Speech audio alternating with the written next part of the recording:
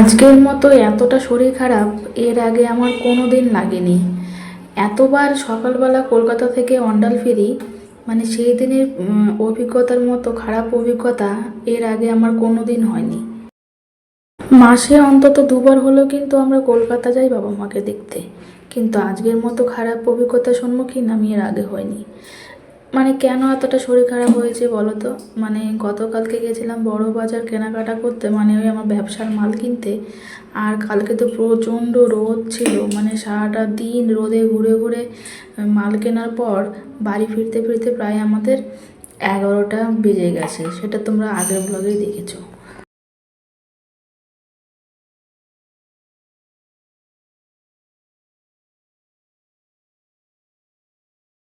যদি মাঝখানে একটা দিন রেস্ট করে তারপর ফিরতাম তাহলে কিন্তু আমার শরীরটা এতটা খারাপ লাগতো না। কারণ হয়তো আমি সবার মতো এতটা ফিট নই, আমার যথেষ্ট মানে প্রবলেম রয়েছে, হেলথ ইস্যুস রয়েছে। তো ওর জন্যই হয়তো আমি আরও বেশি উইক হয়ে যাই।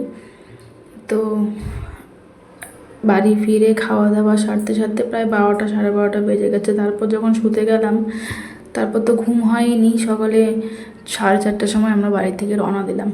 ওই 4টার সময় উঠে ফ্রেশ ট্রেশ হয়ে তারপর বাবা ওলা বুক করে দিল। তারপর ওলাতে করে আমরা চলে এলাম হাওড়া। আর হাওড়া যখন পৌঁছেছি তখনও কিন্তু মানে ভোরের আলো ফোটেনি ভালো করে।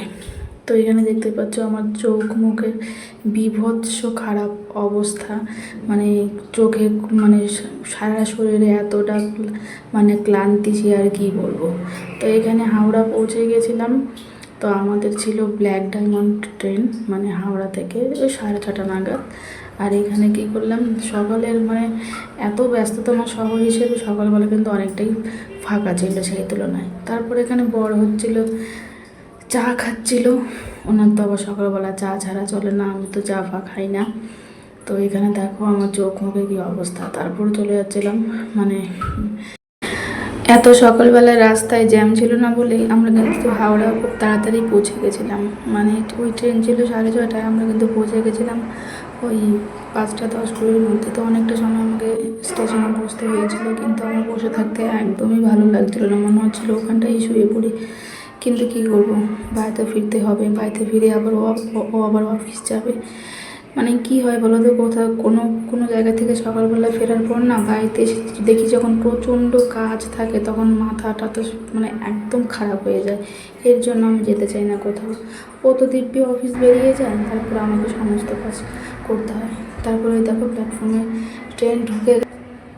তো এরপর অনেকটা হেঁটে গিয়ে তারপর জেনারেল কোচে উঠতে হয়েছে। সেদিন আমরা রিজার্ভেশন টিকিট পাইনি। তো মানে জেনারেলে আসতে প্রচণ্ড কষ্ট হয়েছিল সেদিন। মানে এত গরম ছিল কি আর বলবো। এই গরমে খুব অবস্থা খারাপ। তার মধ্যে আমাকে একটা পিঁপড়ে কামড়েছে, মানে বুকের ভিতরে একটা পিঁপড়ে ঢুকে এমনভাবে কামড়েছে, তার জন্য মুডটাই খারাপ হয়ে গেছিলো, আর কিচ্ছু ভালো লাগছিলো না আমার।